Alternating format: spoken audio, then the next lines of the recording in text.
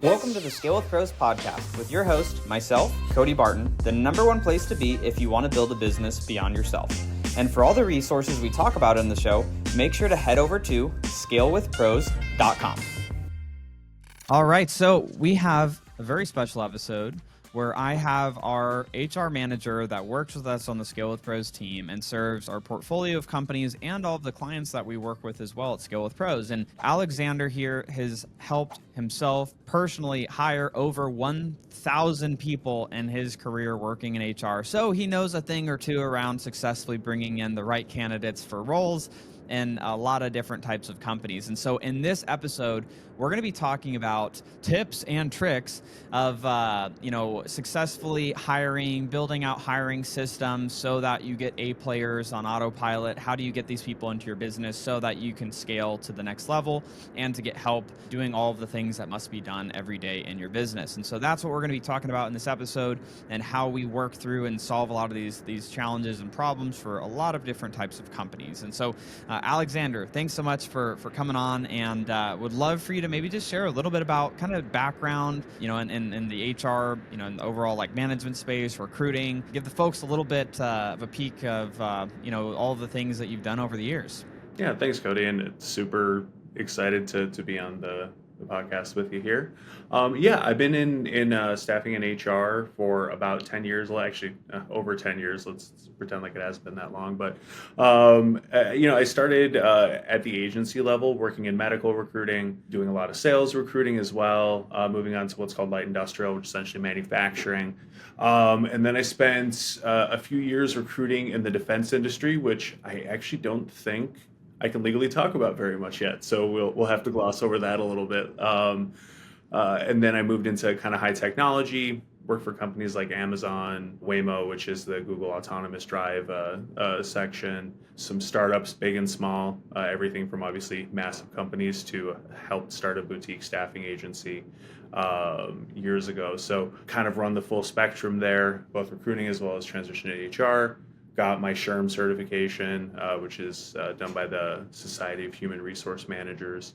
Everything from your, like I said, medical, light industrial, high technology, engineering, sales, call center. Basically, if there's a job out there, I've recruited for it probably at some point, marketing, stuff like that. So yeah, just love the HR world, love recruiting, and I'm very fortunate to have been able to make it my passion in my career. I love it. So I have to ask you this because there's a lot of common things that people say out there, people that we talk to, right? Like I feel like when people have a small business, they maybe have a couple team members and it's like family members or referred friends, or associates that get referred into their business. And, a lot of people in small business don't really make this transition into recruiting outside of just their warm network. And I've found a lot of these people say things like, there's no good people out there. There's, all the good people are taken working at companies already, or it's too hard to find good talent. They're just going to leave you. It's like a lot of that negativity that, business owners bring up, and they choose to stay small and have that type of attitude. Why do you think that is? Because I know I hear it when I talk to business owners that are smaller and trying to build their teams. They say that same type of crap. So what do you think? Well, yeah, and you know what, and as you know, and I'll mention here, I've helped run a family business in the past. A little bit more background about me: my family immigrated from the Soviet Union, so my father was running this business for a very long time by himself, and he would only hire people from the Soviet Union. They spoke the same language, they had a similar culture, and when you're small, that's perfectly fine, right? And that's totally understandable, wanting to hire your family members or hire people from the same kind of walk of life as you. But as you grow, that'll become more and more difficult. Part of the reason I can see people kind of hesitating to do that is, again, that trust factor, right? You can always trust family, right, Cody? That's what people always think. For those listening on the podcast, not the video, I was doing like air quotes fingers around, you can always trust the family. And that's one of the big missteps that a lot of people make is they try to surround themselves with quote unquote, like you said, people that they can trust, and they end up in an echo chamber with a bunch of the same ideas rolling around. They're not innovating, they're not growing, they're just doing the same thing day in and day out, and you end up with a stagnant business. A lot of that comes from people thinking, oh, I can trust these people, or these are going to be the people that have the best interest for my business at heart, when a lot of times that's not the case. And having that echo chamber is really going to stagnate your business. Absolutely. Totally agree. And so kind of segueing into, let's hit on like kind of the recruiting process and like bringing in good candidates, bringing in good hires into companies. What are some of the mistakes that companies are making when they're going out and hiring, or they're trying to hire? A lot of people are super new to it, or they've only hired like a couple people in their business. So it's like, obviously when you've only done a thing a couple of times, you kind of suck at it because you haven't done it a lot. And there's no shame in it. It's just they haven't done it a lot. So what are the mistakes that people are making in their hiring process when maybe they've only hired a couple people or less than 10 people in their company? What are the type of mistakes that you see come up most commonly? First, not being proactive can hurt a lot of places. Having a pipeline is important. You have people in your company who you think are going to be there forever, right? And then they may not be there forever, and then you need to make a hire quickly, or you're just expanding super fast. And if you don't have a pipeline, especially for positions that you're going to be hiring a lot for, that can be a big mistake. I think sorry to interrupt you, but I just want to hit on that because it's like, okay, pipeline, like what does that look like? So it's like, okay, why, like how, like what is a pipeline of candidates? Like, because most people when they go to hire, they're just like put out an ad, they hire them, and then that's it. So it's like, what is this pipeline that you're referring to as this first misstep? No, you're totally fine. Yeah. It's if for any of our people who are listening who are in sales, right? You have your sales pipeline, right? Which is like a bench. You have these clients who are in the process of being sold or becoming clients, and you have that kind of projection, right? That's how you can kind of project your revenue moving forward. Very similar thing in recruiting. What I will do is I will always be creating a bench, right? For high volume roles, like roles that we know we're going to hire salespeople, appointment setters. Depending on the company, we have our cleaning company that we have. We're always hiring cleaners, meaning we always have a job ad open, and we're always contacting these people and keeping them engaged and sending them follow up and just doing interviews so that, hey, maybe we're not hiring today, but 2 weeks from now, we know we're for sure going to need a cleaner. So let's just get this interview process done now, and then say, hey, let's start them in a couple of weeks. And let's say that, we don't have them start in a couple of weeks, we can push back. So it's creating that actively engaged kind of group of people who are essentially ready to go. So when you do need to make a hire, you're not scrambling at the last second to make it. You can, even if you're not fully through the interview process, at least you've got like a catalog of candidates essentially. And so the problem that solves then is it's like it helps take those people from like, okay, you have this bench and you need to hire. Now you can go pull from this pool of talent on the bench and be able to bring someone into the business within weeks instead of maybe months, where a lot of people are in that case. Or worse, where you were mentioning it's like they rush the hiring process. And what happens when we rush hiring? Absolutely. No, you make a bad hire. And one of the things that I like to, especially like with a lot of the business owners we work with, is think about your best employee, your absolute number one, your key employee, right? What happens to you if they quit tomorrow? How quickly can you backfill that, right? Every single organization has it, right? If you've gone through the solopreneur process and you're hiring employees, you have a linchpin employee who, if they leave, your entire organization falls apart, right? And I guarantee everyone listening who has employees can tell you exactly who that is, right? If you don't have a good bench or a good pipeline set up, bench is more of like a consulting term, but if you don't have a good pipeline set up with people ready to kind of hop in, what are you going to do if that key employee leaves, right? So it's so important to make sure that you're always proactive about it. So for those that, are listening and they're just overachievers and they're like, I'm going to go implement that myself now, like what are some of the steps of like putting some of that process together look like? Just maybe just like a simple few steps that someone could take from this and like go and start that process for one of the roles in their company today? And then I do want to get back to like some of the other mistakes that we see people making, but would love to give some tactical on like what should they do. If you have a community, engage with that community, right? Indeed accounts are free. That's another thing too. And that's typically something I'll do for our clients, right? Is set up an Indeed account for them and start the recruiting process. So those are free. You can always put money behind it, but they are free to start up and start recruiting with. Leverage your LinkedIn profile. You can post a free job on there, but it also depends on your region, right? If you're in a very kind of like rural community, it might be very beneficial if there's like a local junior college to get in good with their administration or put up postings there or things like that. You can also go to your local, depending on the type of position, to your local unemployment office. Every single one of them has a job board. In Arizona, it's called Arizona at Work. Get in there. Those are always free. Trade schools, things like that. So, but if we're talking simple, sit down at your computer, do a few things, engage with your community, free LinkedIn post, get a free Indeed account, just get those things rolling. And once you start to really do more high volume hiring, you can look at more paid avenues and things like that. But those are things you can do today, right now, with no startup money whatsoever to just get the recruiting process going. Love it. And so going back into those mistakes, I took us down this path of like this bench and all this stuff, right, that you were talking about. So what are those other mistakes that people are making during that process that are, it end up costing them lots of money for their business? This is probably the biggest one, and this is something that you and I have really tried to eliminate from every hiring process, is hiring based on feels. We'll call it based on vibes, emotions, however you want to put it. I know. If you can't, if you're listening, Cody's physically choking. We're a very data-driven organization. I'm personally a very data-driven person. If you go through some of our materials, I made a very easy to use like scorecard that'll spit out a result and quantify a result and will weight an interview, right? And as much as possible, you want to eliminate bias from the hiring process. And one of the biggest biases that anyone has is, again, just hiring on feels. Man, I sure don't like this person, right? Well, if you can't quantify the reason for it, what about that person is not a good fit, right? Then yeah, you're hiring on vibes and you're going to make bad hires that way.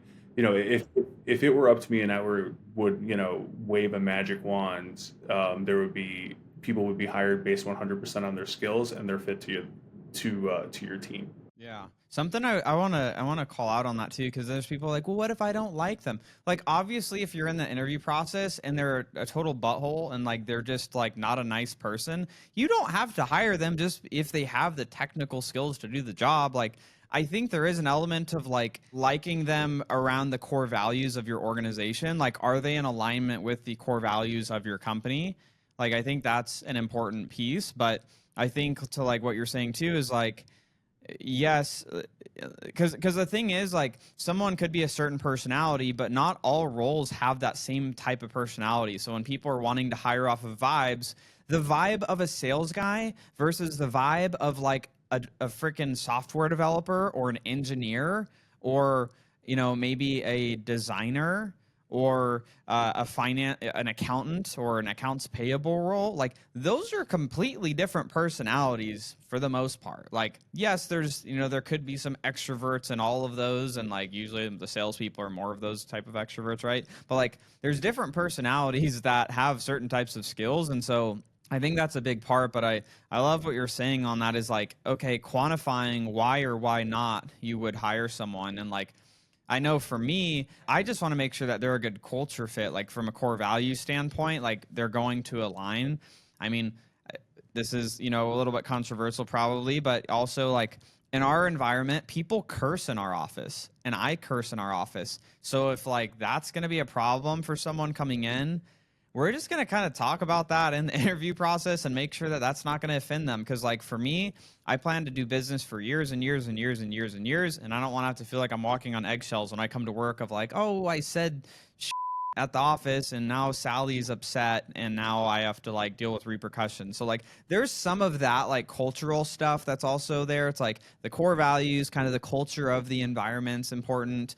But to your point on the vibes, it's like, we shouldn't just go off of how we feel, because people are also good at like really tricking you in an interview process from like that standpoint. And like you can't always, you got to like rate them correctly on those technical, on those other parts of the process too. Oh yeah, I agree. But and one of the things too to consider is just vibes aren't just like, do I like this person or not, like on a personal level, right? Hmm. Because that could be part of a job description. I have a position for one of our clients that we're working with. I won't get too deeply into who or what it is, but that person has the potential to travel with the hiring manager and spend 24 hours a day for weeks with this person, right? If their personalities don't mesh, that is a requirement of the job, right? Yeah. This person has to get along with the person they are serving because it's the Yep. only person they'll be working with.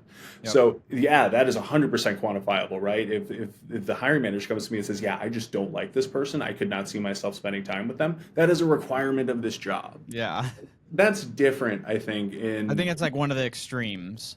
it is, but it's also, it's quantifiable, right? Like Yeah. like you're saying, like culture fit is one thing, but also personality fit, right? I think one of the great things that we have here is that we all, I think everyone in this office gets along that we work in, right?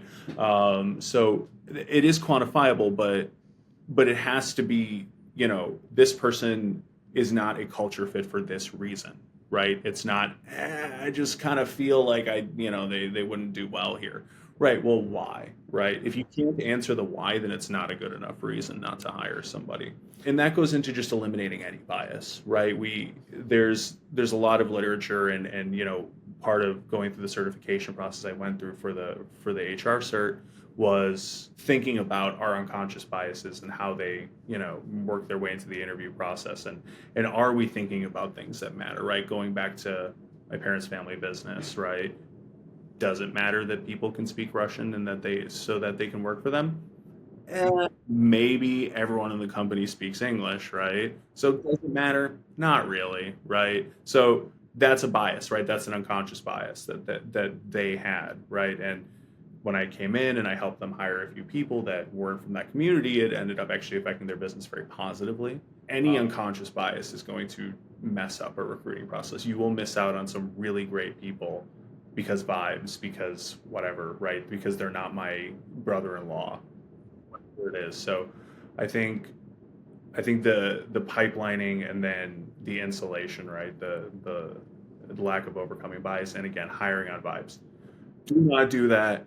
It's a terrible way to go about it. You're gonna end up with a really rough atmosphere and probably less qualified people doing that. And if you hire too many people exactly like you probably won't get much done because you're going to have a bunch of, if you love sales and you just tend to get along with tons of salespeople really well, it's like you're going to have a bunch of salespeople and no one actually doing any of the other major functions that are important in the organization, which is important, right? So any other, mistakes that you see?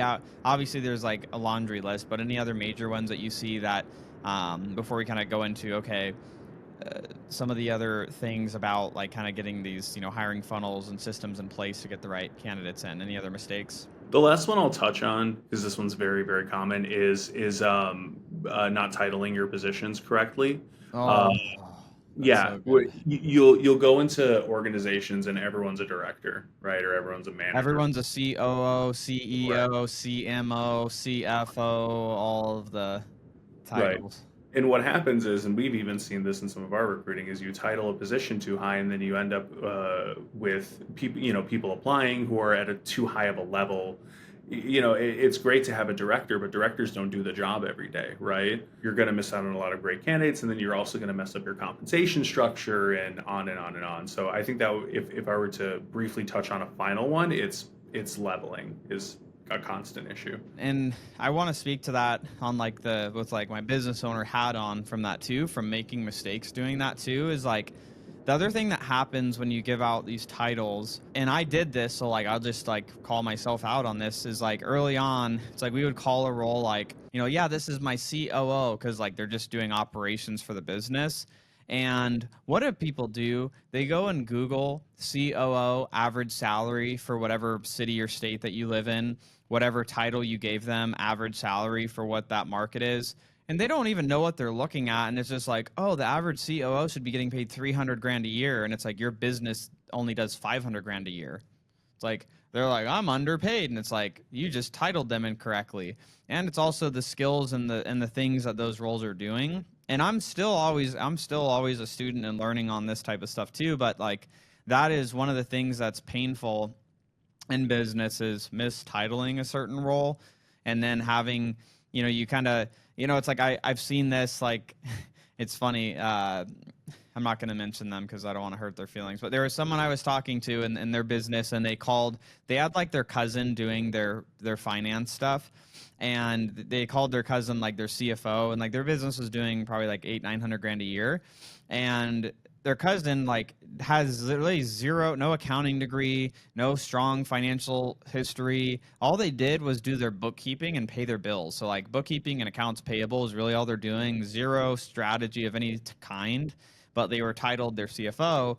And I was having a conversation with them, and he's like, yeah, like I'm struggling because like they're starting to drop the ball on things. And it's like, yeah, because you have the wrong title on someone doing a job that they can't even do because they don't have the skills and tools required. And you're going to have to wait years for them to skill up in those areas, or you're going to have to, demote their title and bring in someone else with the correct title. And then it creates this mess in the organization of having to fix those things. And, then you hurt their feelings because you demote them, and it was your fault from the beginning. And it's like, it just sucks. Like, and that's just part of it. So like, I'm like overly hesitant, and I lean now way more towards like giving them way more of an entry-level title than like any other title, because I don't want to have that mistake happen. So I'm like, I'd rather call them an operations coordinator, even if maybe they do some lead type things, because I don't want to like mistitle someone. So I definitely think that's a big mistake that a lot of business owners make. Yeah, you're doing a disservice to yourself. You're doing a disservice to the person coming to work for you.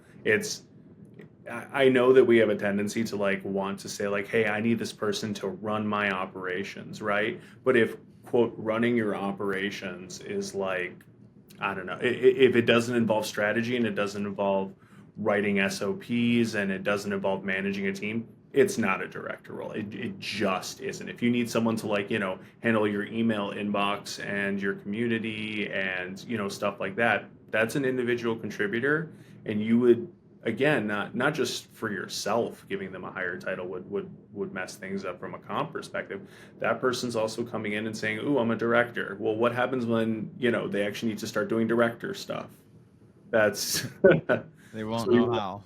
Yeah, it's important to write. What I like to do before I title a position is I write out all the responsibilities for it, and then I think about, okay, I go through a checklist, and it's usually mental, but I have a checklist. I have a checklist, and it's, does this person supervise employees? Will they be involved in strategy? How many departments underneath them they have?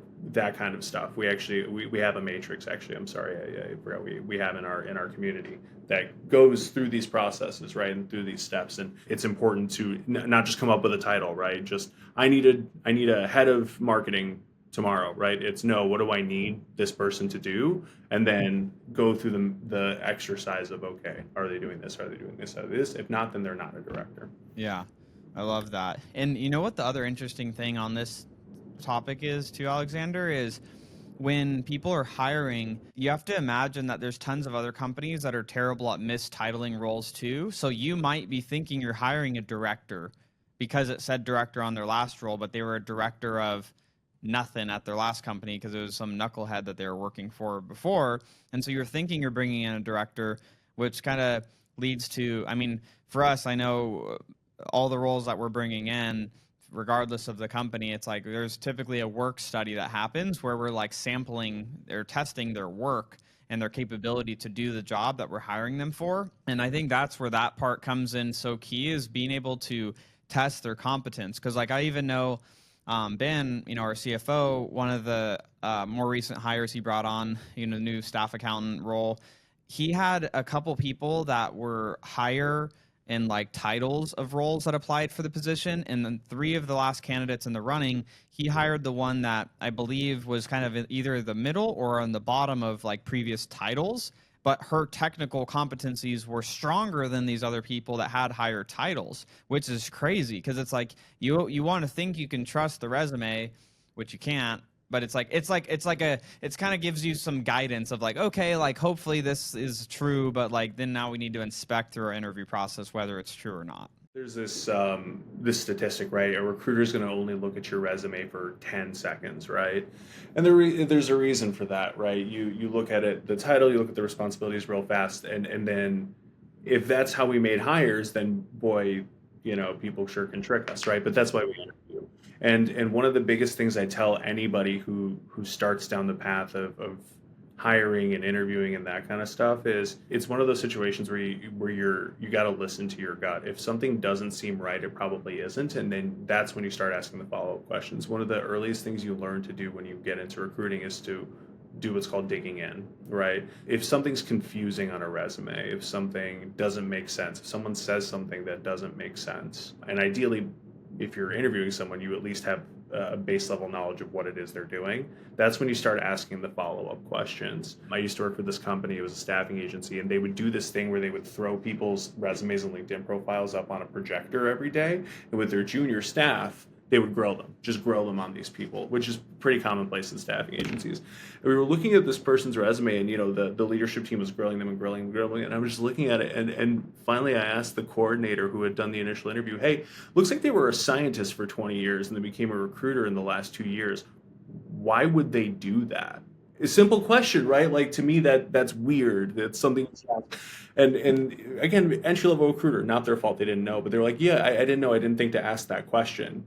So I was like, well, let's get them on the phone. Let's find out. Like, that doesn't make any sense, right? I've had situations where I was recruiting at a Goodwill and I had a medical doctor apply to work at a Goodwill, right? Huge red flag. And, turns out he had a criminal past, and that's why, right? But if I never asked him about it, I would be like, oh my God, it's a doctor. Maybe he should be the head medical officer, Goodwill, whatever, right? But it's those things, right, where you have your resume, and if someone says they're a director, and then you talk to them and say, okay, like, talk to me about a strategy that you implemented in your organization that ended up making a large positive effect across the whole organization. Because it's a director, right? They should be involved. They should be in charge of multiple departments, and they can't tell you about one time that happened. They're not at that level, right? That's when you start figuring that out. Yeah, no, absolutely. I love that. That's so funny. I want to segue a little bit into let's just talk about like a specific company that we've worked with on the hiring side, right? You've mentioned it a little bit on like the cleaning company. One of the companies that we helped, the Perfect Clean, located in Arizona, a company that's doing well and now, really trending in an amazing direction going into 2025. And can we talk about, maybe sharing just some of the people challenges that this company had when we first came in, and then kind of discussing what have been some of the things that you've implemented, how to implement, and building their bench, and what it's kind of done for their company. And I do want to talk about the staffing agency that they were using and like what was going on with that a little bit too, and I'll mention how much money was wasted on them too. But would love for kind of just talking like, okay, when we came in, what were some of the things from the people side of the business, and then like the fixes that have now happened over the months, and I can kind of talk about what that means for the company as well. Yeah, so they were a really, really interesting situation from a people and culture perspective just coming in. So they had been working with a single staffing agency who was doing fine. They were getting them candidates here and there. They were actually having a really large issue with one particular type of role, basically just a cleaner who had a driver's license. But they were working with that staffing agency. They were always a little bit understaffed. And then they had this group of cleaners there, and their turnover was insanity. It was really bad. They were turning over their whole staff, I think, every few months, basically. They were doing no recruiting on their own, and they're having high employee turnover. So when we first got in there, they said they wanted to stick with staffing agencies, so actually contracted another one. I want to hit on that for a second, because the reason they wanted to stick with them is because they didn't have a good recruiting process. They actually had an operations manager in place that was supposed to be doing all of the recruiting, and she just wasn't doing it. And so they thought that they just couldn't do it internally. They thought it was impossible because they hired someone themselves that couldn't do the job and that wasn't doing the job. So they threw this Band-Aid solution on, which was, oh, we're just going to stay, we just need to keep working with staffing agencies. And I just want to call out the number because it's disgusting, where it cost them almost $80,000. Like, that's before we even came on to help them. Like, they had spent $80,000 with the staffing agency because they could not figure out the recruiting process internally, and they just gave up on it. And so I just wanted to mention that because that was something that they were struggling with heavily. So, but continue. No, you're fine, and that's a little bit further down the timeline, and it's even more interesting what ended up happening The there. layers continue. The Oh, onion it's continues to peel. like an onion. Yep, this one was very much like an onion. So real quick, just to touch on too, is with the employee turnover, we did something very similar. We did a survey with the employees to find out why they were leaving and things like that. We did an employee net promoter score as well as just a general employee satisfaction survey. Found out through feedback and through some scores that there were some really easy, quick fix wins that we could have, and now their turnover is so far down that we actually really don't have many employees leaving. The only time we're turning over nowadays is kind of because it's our decision. And all that started just from doing a simple survey. You don't know what you don't know. And once we found out that the biggest things they were lacking was open, transparent communication and recognition, we did all that in a week, and boy, what a difference it made. It made an unbelievable difference. But yeah, so going down the rabbit hole with the recruiting, this is wild. So they had a person who was in charge of operations who was just not doing any of the recruiting. And this is why it's so important to evaluate your employees and actually dig into what they're doing. They were paying for an Indeed account. They had essentially active paid leads coming in for recruiting. And this person was supposed to be in charge of that. They weren't doing anything with that. So they retained the staffing agency. So when we decided to move away from them, that person also left the organization. We kind of dug in and found that they essentially had 6,000 applicants, which is a massive number, just sitting there, almost 100% untouched. I think 95% of them were untouched. So the person that they hired and were paying a good salary to, that was supposed to be taking care of all of the recruiting and hiring for cleaners, that told the owners of the business that the hiring wasn't working, you can't hire good cleaners, you guys need to find a staffing agency to do it because it's impossible. They took that at face value, went and invested over $80,000 in a staffing agency, while the person that should be doing the job was sitting on applications, sitting on cleaners that she could have been hiring but was just not doing, right? Oh yeah, 100%. Nice. While doing all that too, paying for applicants, right? They were paying, I mean, it wasn't insane. It was about $100 a week, but still paying for them. So once we uncovered that, what we did was one of the owners of the company went through and contacted some of the people who had been already contacted previously. And then we just started a text message drip campaign on the, 6,000 applicants that were in the system previously. And, it was a large enough number to where we got some that were like, no, don't ever contact me again. But others that were like, yeah, still looking for a job, come in and interview. And we kept them from basically always being behind. At one point, there were like 10 cleaners understaffed. Oh, we were struggling with it was just like, it was gnarly because of that issue that was going on with not being able to get these cleaners. Now we're at the point where we need to get more vehicles to put cleaners in. So good problem to have, right? Both from a business and staffing perspective. But yeah, it was literally, I mean, and now we have just a pipeline add up to always be having people coming in. A bench, we have our bench, and then we also they did some really nice things as well with social media in like interest groups and things like that, as well as they printed out some flyers and went to like some local businesses and things like that. So we have a good bench going now. It all started with just realizing that we had this giant, amounts of candidates and no one was reaching out to. And all it took was, I mean, when I tell you the owner started texting, it was like 30 to 40 text messages maybe a week. And then I have a drip campaign going that's kind of always ongoing that sends 5 texts every hour. And we're always at the point now where we are fully staffed. And something interesting on that is like, I just want to explain this to people too, because like in a lot of businesses, they get stuck because they, it's like within the perfect clean, the demand for cleans was there, but they literally, as Alexander said, like could not staff to support the demand. So they were stuck. So this is a business that was stuck at about a 2 million, 1.8 to 2 million a year for over almost 2 years because they could not solve this problem. And so we came in, worked with them on this, resolved this issue, and now they're getting more cars because now they can open up to actually serve more customers. This took the business from $150,000 a month to $200,000 a month. So making it on a run rate increase of 2.4, 2.5 million a year. So adding basically close to 500 grand a year in revenue just by solving this problem. And now the company is getting more cars because now they have the solution to get the talent they need to support the demand that they're creating. And just solving that one problem for this company unlocks them to be able to grow to 3 million, 4 million and beyond. Yeah, absolutely. And then, on the other side of that too is they're keeping the employees they have too, which boy, that makes recruiting easier too. Yeah, when not everyone's falling out the door within freaking 2 months after you hire them, that's pretty helpful.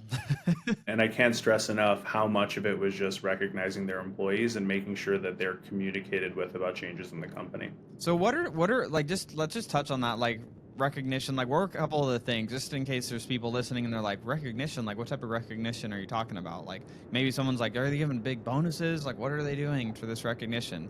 If you want to just share on that, just maybe some ideas for folks to do. Yeah, absolutely. Well, and then one of the things too is transparency, right? So they had people going into people's homes and they would ask them, hey, what's the price of this? And they tell them the price, but then that's not the price had changed and no one told them, right? So just that made a huge difference. But as far as recognition goes, they have a leaderboard now in their building saying like that's got who had the most perfect cleans, who had the most good reviews, who did this, who did that, right? It's literally just a leaderboard, and once a week in a meeting, they've always had this like they have a daily meeting, but once a week they usually bring in like donuts or breakfast or something. Well, in that once a week meeting, now they actually call out the top 3 employees. And another thing, and again, you wouldn't know how big of a difference this would make, but now they are celebrating people's birthdays, which is a form of recognition, right? They literally they just go to Costco and buy cupcakes or buy a cake and bring it in, and they have like a 5-minute birthday party for this person at the beginning of the day before they go out for the day. And again, it has made such a huge difference. People are way more pumped to be there every day. Yeah, it's not bonuses, right? I mean, you can incentivize people that way if you like and you think it's going to be effective. But these are just people who are coming in, working day in and day out, working a very difficult job, going to people's homes, driving around all the time, and they feel like they're not appreciated. If you actually say something and track how great they're doing and talk about it and all that kind of stuff, made all the difference in the world. And for the first time, they did a holiday party this year too. I mean, that is an expenditure, but the manager had everyone to their house and she cooked food for everyone and they could bring their families and it made a huge difference. So just telling people they're doing a great job across the organization makes a huge difference, whether or not you're giving them some kind of additional incentive for it. Yeah. And the reason I was asking that is because sometimes I think business owners go in their head of like, oh, we need to do something like an incentive that needs to be money. It's like, it could just be like, hey, it is birthday gifts. It is, food celebration. It is like, hey, these are the top cleaners this week. Like, let's freaking shout them out at the end of the week. And they can talk crap to the other cleaners that are their buddies and like, hey, on the leaderboard again this week, what are you doing next week? And it's like they win the gift card for the week or and the recognition. And, so it's just like those little things that, people could have fun with and, just kind of, and, bring some enjoyment to what is a hard job, right? So I think it definitely makes a big difference. And so obviously we've talked about a lot of different things, from like the people culture side. And, do you want to just talk a little bit about, as we're getting closer to wrapping up here, what are like some of the things in the process that we actually do with companies when we're working with them as, our Skill with Pros Elite program, or they come on and we work with them over a period of time, or some people we, end up working with for longer term agreements as well.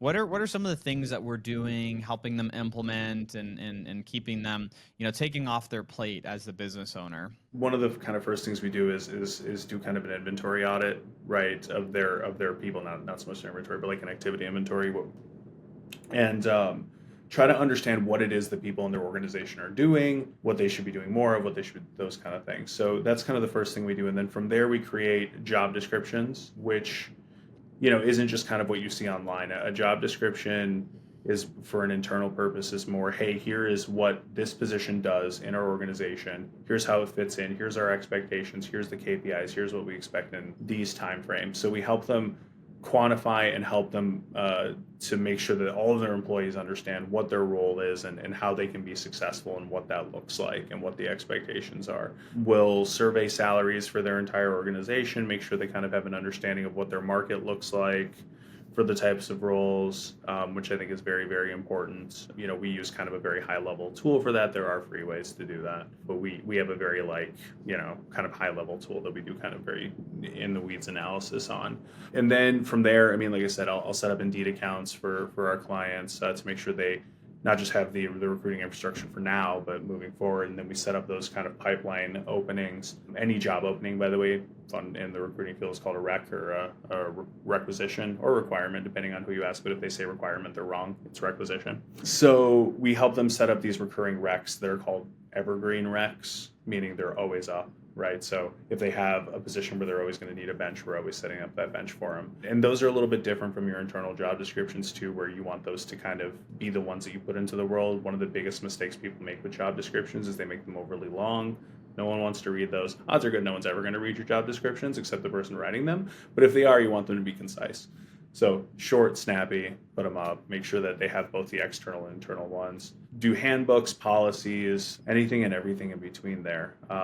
Just kind of essentially my goal, our goal with anything that we do, but obviously my specialty is the people and culture side, is to say, hey, let me take that from you, right? You're a business owner. You should be taking the time to grow your business, not have to worry about, oh God, am I going to be able to fulfill on these things because do I have the people, or do I have a compliant onboarding process?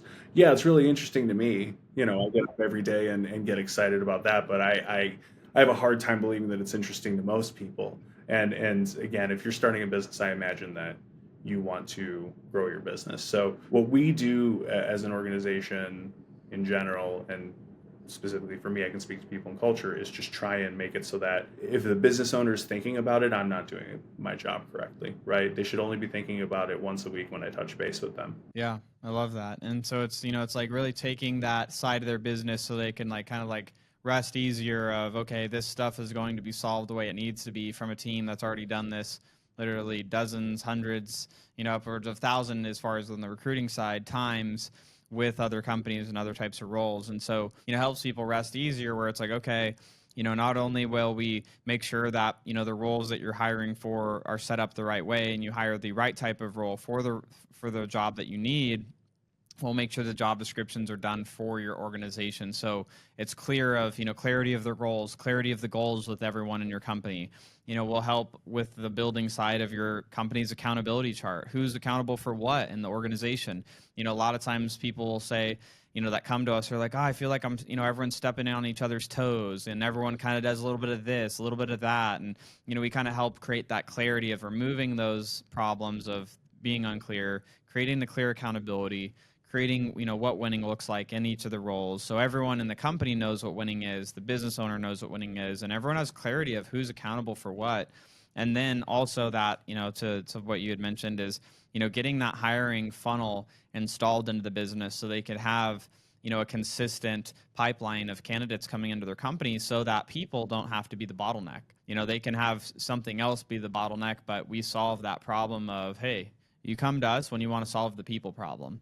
And, I think the interesting thing with what we do at Skill with Pros too is not only all of those elements that we're taking care of, but we're also, taking this approach of, the leadership too around people, right? Where, I have, built out leadership development trainings that the business owner plus all of their team gets to be able to go through so they're able to continue developing their leadership skills as their company grows, so the company doesn't outgrow the people can grow with the company. And we bring in outside resources to help coach, their teams up on leadership, so it's like, it's taking this approach of like not only getting the right people in the right seats in their team and helping them find them and place them, but also helping with coaching them up so that they continue to grow and the company can grow as well and the people within it. And so I think that's one of the unique things that, Scale with Pros brings to the table is it's not just this solution of like, hey, we're just going to get someone in your company. Like if someone wants that and that's all they want, sure, we can help you do that. But it's hey, we want to be the arm of your business that helps you bring the people in, helps you develop those people, and helps them be able to continue to be the best version of themselves and level themselves up so that they continue to grow with their business along the way. And so any final thoughts that you have before we, wrap this thing up, Alexander? Yeah, I mean, your business is your people, right? So you want to make sure that you're bringing the people in who are going to, protect your culture and who are going to contribute to it and who can contribute to your overall goals. Having the expectation that every employee you hire is going to care about your business as much as you do is a lofty one, and probably not It will never happen. Nope. But bringing in people that align to your values is going to take you a very, very long way. And don't be afraid to get creative with it and bring in people from different walks of life and that kind of thing. And that's the biggest advice I can give anyone is just be proactive. An ounce of medicine is worth, or prevention is worth a pound of cure, and just get out there and get as many different opinions in your organization as possible, as long as they align with your core values. Super great stuff. And so for those that, maybe you're at a point in your business and you are wanting to get help, typically the companies that we work best with are generally doing anywhere from 500,000 to 5 million a year in revenue to come in and help solve these types of problems in your business so that you don't have to, so that you could focus on growing and working on the business instead of solving these in the business problems. And, with what we do at Scale with Pros, we'll drop the link in the show notes. And if you're watching this on YouTube, we'll have the link below on YouTube as well. We do, because as you can imagine, this is a very people-driven, thing that gets built out for your company. We do periodically, turn on and off wait lists based on the clients we're serving, because we can only serve so many people.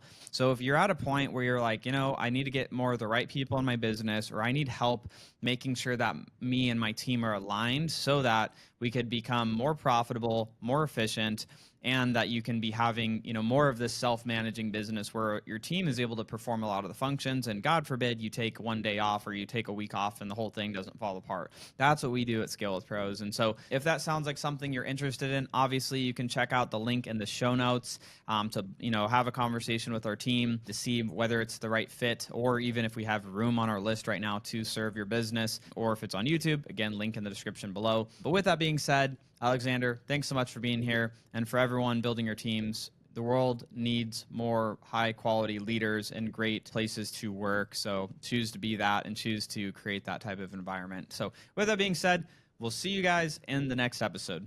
Peace.